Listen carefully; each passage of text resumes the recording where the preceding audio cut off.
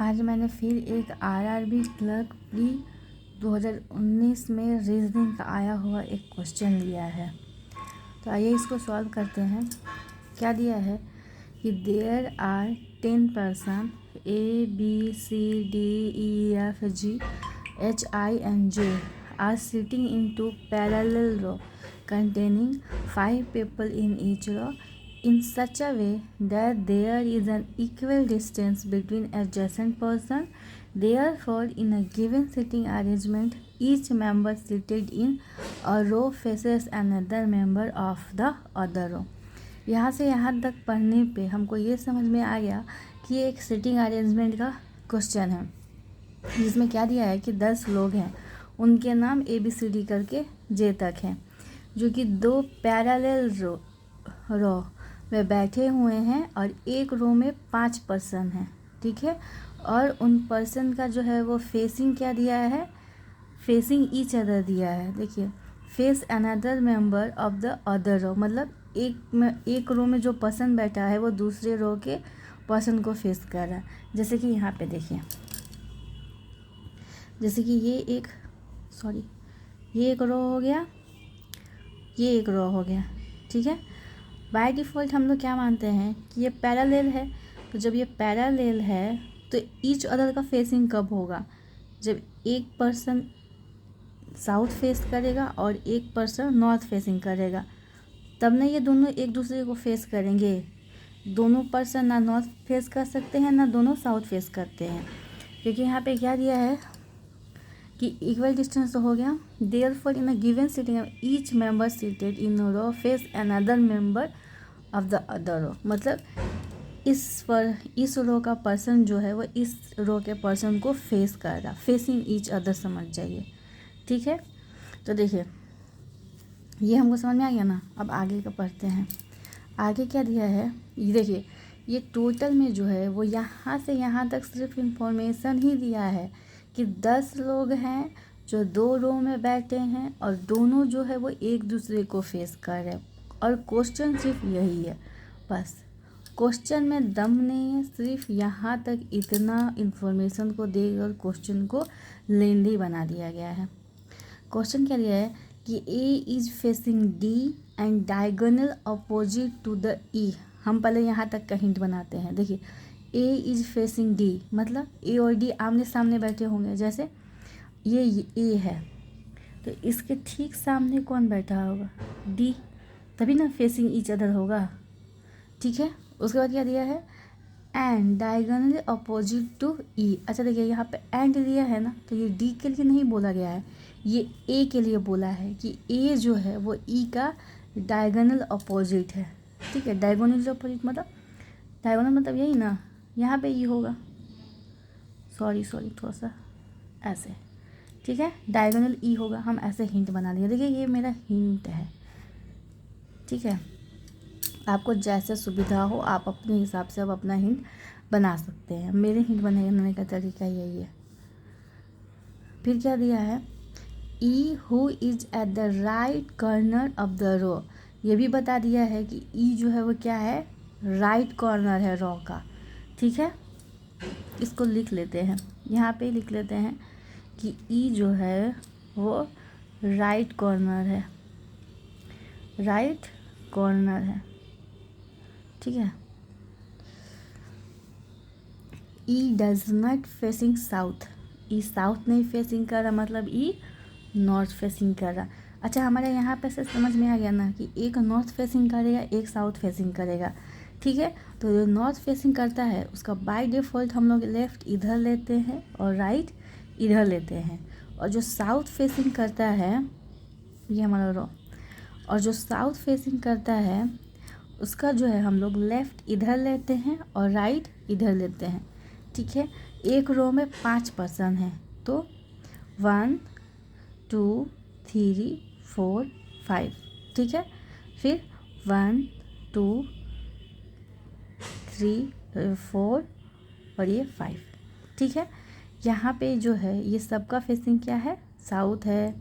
ये आप लोग को ऐसे ही समझ में आ रहा है, इतना बनाने की ज़रूरत नहीं है, मैं सिर्फ समझाने के लिए एरो दे रही हूँ, नहीं तो ऐसे ही समझ में आ रहा है।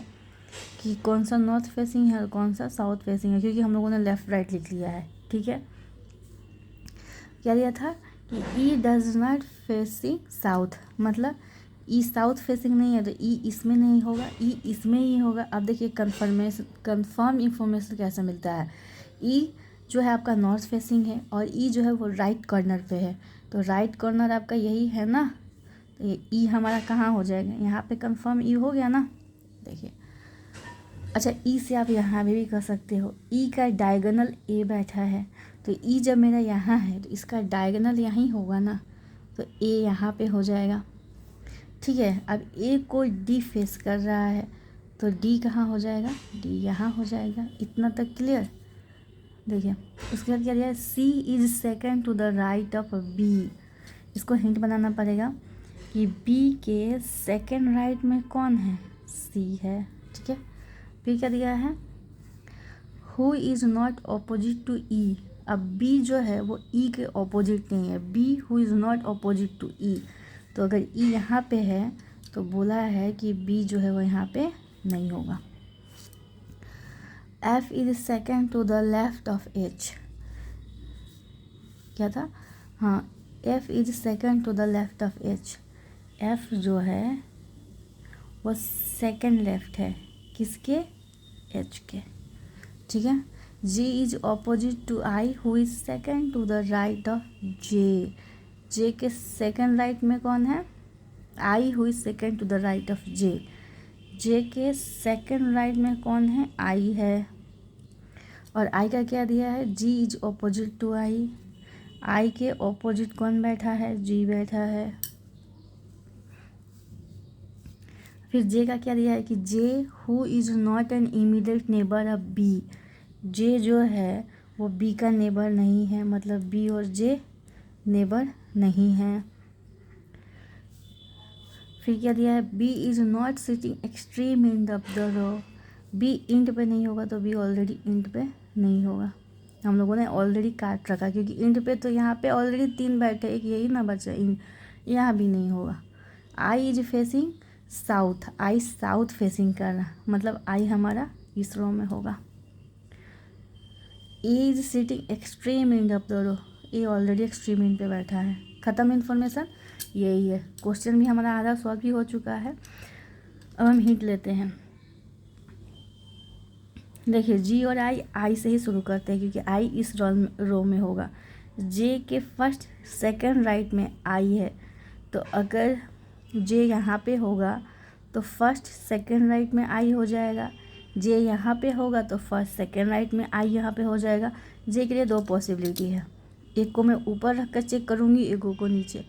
तो अगर मैं जे को यहाँ रखती हूँ तो सेकंड राइट में आई, तो आई यहाँ पे हो जाएगा ना, और आई को कौन फेस कर रहा है, जी, तो मेरा जी यहाँ पे हो जाएगा। अब क्या इन्फॉर्मेशन है, बी के फर्स्ट सेकंड राइट में सी है, तो बी के फर्स्ट सेकंड राइट नहीं है, लेफ्ट है, नहीं होगा। बी यहाँ पे होगा नहीं, ठीक है, बी यहाँ पे होगा तो फर्स्ट सेकंड राइट में जगह नहीं है, तो यहाँ पे होगा नहीं मेरा बी। अब देखिए बी और सी के लिए ये जगह है, तो मेरा ये नहीं बन पा रहा। इसका मतलब हमारा जे यहाँ नहीं होगा, आई यहाँ नहीं होगा, मतलब हमारा जे कन्फर्म यहाँ हो जाएगा, आई कन्फर्म यहाँ हो जाएगा। आई जब यहाँ हो जाएगा तो जी यहाँ नहीं होगा, जी यहाँ हो जाएगा।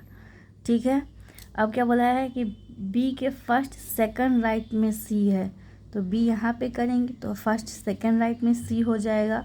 बी यहाँ पे करेंगे तो फर्स्ट सेकंड राइट में सी हो जाएगा। लेकिन यहाँ पे बोला है कि बी और जे इमीडिएट नहीं है, तो बी मेरा यहाँ नहीं होगा, तो बी मेरा यहीं होगा। ठीक है, और बी के फर्स्ट सेकंड राइट में कौन है, सी है। ये भी हो गया, ये भी हो गया। अब ये देखिए एफ के फर्स्ट सेकंड लेफ्ट में कौन है, एच है, तो एच के फर्स्ट सेकंड लेफ्ट में, तो एच यहाँ पे हो जाएगा, तभी जाकर फर्स्ट सेकंड लेफ्ट में कौन बचेगा, मेरा एफ। ठीक है, तो इस तरीके से ये हमारा सिटिंग अरेंजमेंट का क्वेश्चन सॉल्व हो गया। ठीक है, देखिए यहाँ पे कितना फंसाया जाता है एग्ज़ाम में कि यहाँ से यहाँ तक सिर्फ इन्फॉर्मेशन ही दिया गया है, क्वेश्चन आपका बस यही है ये इन्फॉर्मेशन इतना ना दे दिया है कि देखने में लग रहा है कि कितना बड़ा पजल है, कितना टाइम लग जाएगा बनाने में। और यहाँ से यहाँ इन्फॉर्मेशन, वो भी इन्फॉर्मेशन एकदम सिंपल सिंपल दिया है। देखिए पॉसिबिलिटी एक था, बस यहाँ पे चेक किए, आराम से सॉल्व हो गया ना। और अगर इस तरह के क्वेश्चन को आप प्रैक्टिस करोगे लगातार, मैक्सिमम 3 मिनट काफ़ी है क्वेश्चन को टिक करने के लिए। ये क्वेश्चन 2 मिनट में बनता है, क्योंकि ये देखिए ये क्लर्क प्री का क्वेश्चन है। हालांकि अब क्लर्क प्री का भी लेवल धीरे धीरे बढ़ता जा रहा है, फिर भी ये क्वेश्चन 2 से 2.5 मिनट में बन जाएंगे और 30 सेकेंड में आप जो है वो आंसर टिक कर सकते हो। ठीक है, ओके, थैंक यू।